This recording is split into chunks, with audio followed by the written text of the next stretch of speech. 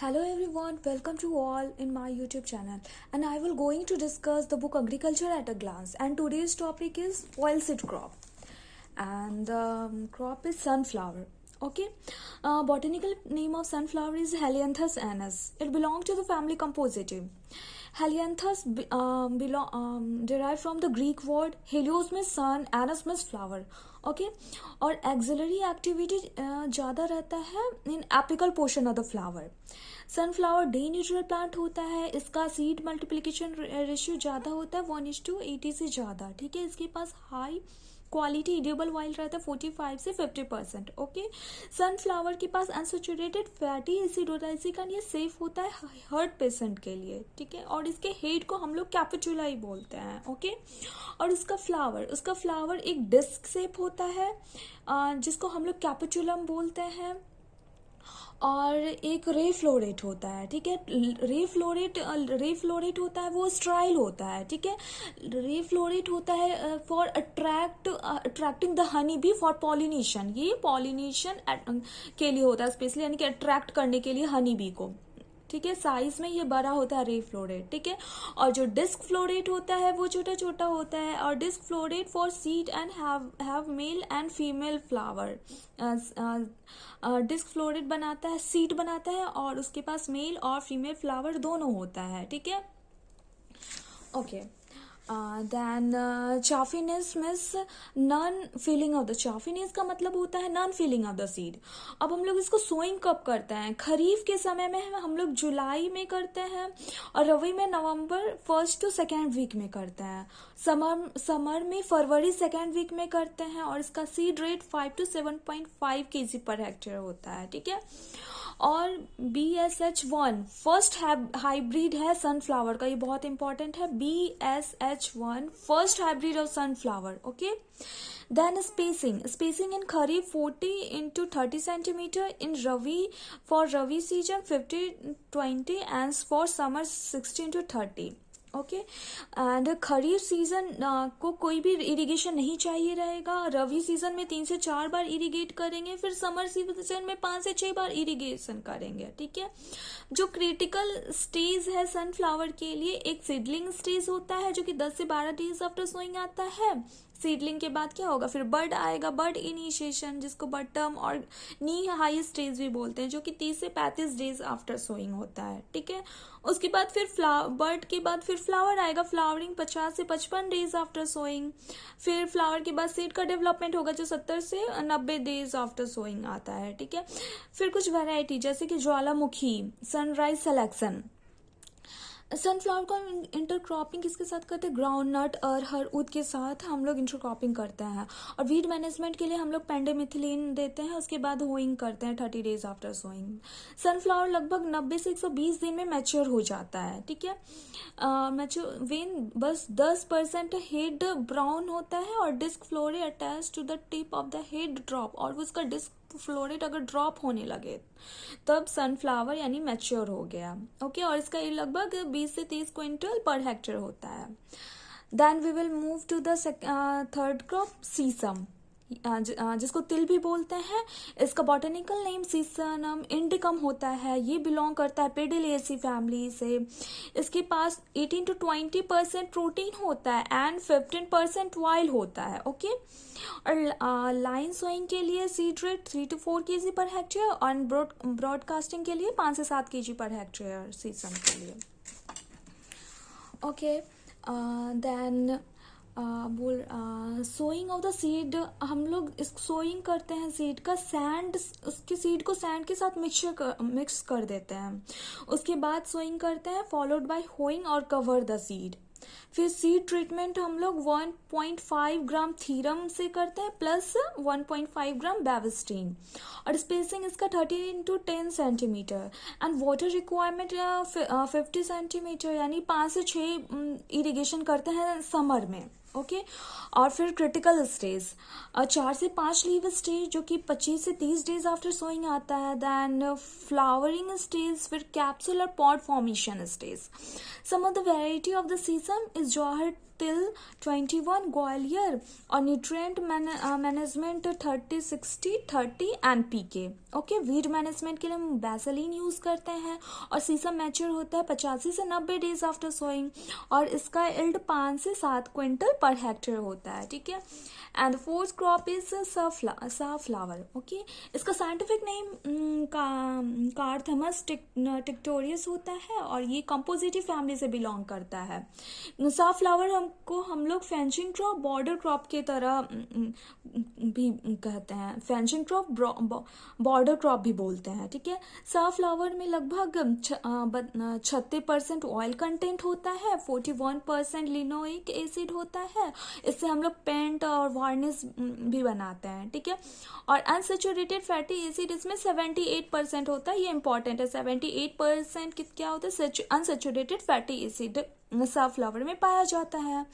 और इसके फ्रूट को हम लोग एक्ने बोलते हैं। ठीक है, और इसका ओरिजिन अफगानिस्तान है और इसका सीड रेट 15 से 20 kg पर हेक्टेयर और इसका स्पेसिंग 30 × 20 सेंटीमीटर और इसमें 2 से 3 इरिगेशन हम लोग प्रोवाइड करते हैं। इसका क्रिटिकल स्टेज एक टिलरिंग स्टेज, टिलरिंग के बाद फ्लावर आएगा, उसके बाद ग्रेन फॉर्म फिलिंग स्टेज। ठीक है, और इसका वैरायटी JSF125 और JSH129। ओके, फिर इसका न्यूट्रिएंट मैनेजमेंट देख लीजिए, 40-40-30-20 NPKs सोइंग टाइम देते हैं। ठीक है, और टॉपिंग हम लोग साफ्लावर में करते हैं। साफ्लावर में क्या टॉपिंग में क्या होगा? 40 से 50 डे सोइंग के बाद हम लोग टॉपिंग करते हैं।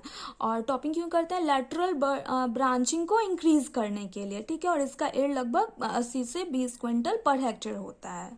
Okay, then the next crop is lean seed. The botanical name of lean seed is Lignum usitatissimum. ठीक है, ये बिलोंग करता है लिनिएसी फैमिली से। लीन सीड के पास लगभग 40 से 42% ऑयल कंटेंट होता है, 20% प्रोटीन होता है, 50 से 60% लिनोइलिक एसिड होता है, 5 से 6% फाइबर होता है। ठीक है, और फाइबर जो लीन सीड का होता है उसको हमको रिफ्लेक्स बोलते हैं। ठीक है, इसका ओरिजिन अफगानिस्तान है। इसका सीड रेट 25 से 30 kg पर हेक्टेयर और यूटेरा मेथड में हम लोग ग्रो करेंगे तो 35 से 40 kg पर हेक्टेयर। ठीक है, इसका स्पेसिंग 30 × 5 सेंटीमीटर होता है। इसमें 4 से 5 इरिगेशन चाहिए रहता है। ठीक है, फिर क्रिटिकल स्टेज में 4 से 5 लीव स्टेज वाला, फिर टेलरिंग होगा, टेलरिंग के बाद फ्लावरिंग, फिर पॉड इनिशिएशन स्टेज। ठीक है, फिर वैरायटीज का जवाहर 7, फिर किरण, मुक्ता, श्वेता, गौरव।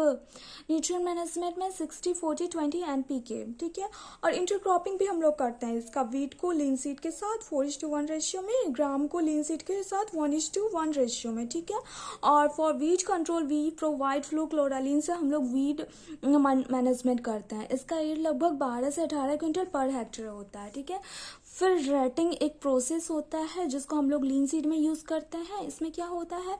It is a process of treatment stock for final fibre extraction के लिए हम लोग रेटिंग प्रोसेस करते हैं। ठीक है, इसमें क्या होता है ना, लीन सीड स्टॉक को चॉप करते हैं टॉप पे और उसके बंडल को हम लोग फिर टाइड इन उसको स्मॉल बंडल में बाइंड कर देते हैं and then shifting in the available water में इसको शिफ्ट करते हैं। फिर stock tight and allow to remain emerge, उसको वाटर में इमर्ज करने के लिए छोड़ देते हैं टिल रेटिंग जब तक कंप्लीट हो जाए। ठीक है, फिर फर्दर रेटिंग के लिए बंडल को फिर टर्न करते हैं by replacement upper layer to lower layer after 2 से 3 दिन में। ठीक है, तो रेटिंग प्रोसेस हम लोग करते हैं फॉर फाइबर एक्सट्रैक्शन, ये ध्यान रखना है। और किस में कर रहे हैं? लीन सीड में कर रहे हैं। ठीक है, then the next crop is soybean. Scientific name of soybean is Glycine max. It belongs to family Papilionaceae family.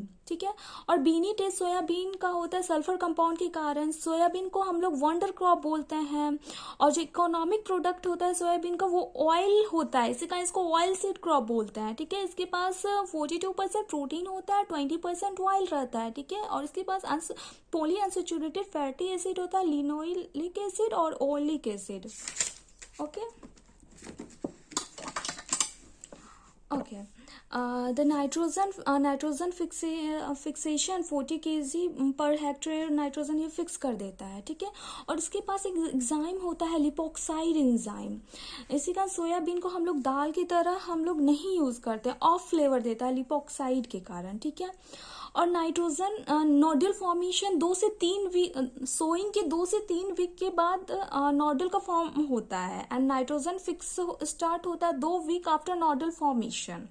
और दो यानी कि सोइंग की है उसके 2 से 3 वीक के बाद नोडल का फॉर्मेशन होगा, और नोडल के फॉर्मेशन के 2 वीक के बाद नाइट्रोजन का फिक्सेशन होगा, और 6 से 8 वीक तक चलता है, ठीक है।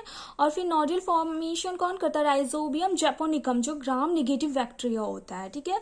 फिर क्लासिफिकेशन ऑफ सोयाबीन, क्लासिफिकेशन हुआ है based on the seed colour के बेसिस पे, जिसको मैक्यूरिन क्लासिफिकेशन बोलते हैं, ठीक है। मार्टिन क्लासिफिकेशन किया है बेस्ड ऑन सीड के शेप और साइज पे, कौन किया है? मार्टिन। फिर Hurst classification based on seed के शेप पे, तो सीड के कलर पे कौन किया है? मैट्यूरिन। और सीड के शेप और साइज पे कौन किया है? मार्टिन। और Hurst classification based on seed के शेप पे, ओके। फिर American classification based on the crop maturity पे किया है अमेरिकन क्लासिफिकेशन, ठीक है। और फिर उसके बाद सीड रेट, येलो सीडेड का रहता है 75 से 80 KG per hectare, black seeded का 50 से 60 KG per hectare, okay. Then spacing 14:5, okay. Then irrigation, kharif में कोई भी इरिगेशन नहीं करता है, समर में लगभग 5 से 6 बार इरिगेशन प्रोवाइड करते हैं, okay. Then critical stage, first is sprouting stage, पहले स्प्रॉट होगा, फिर फ्लावर आएगा, फिर पॉड आएगा, फिर ग्रेन का डेवलपमेंट होगा, okay. And then nutrient management 40 60 45 NPK zinc, okay. Intercropping हम लोग कॉटन, अरहर, मेज के साथ करते हैं। फिर वीड मैनेजमेंट नाइट्रोफेन के साथ करते हैं। फिर हार्वेस्टिंग हम लोग उस समय करते हैं जब 20% मॉइस्चर कंटेंट रहेगा, ठीक है।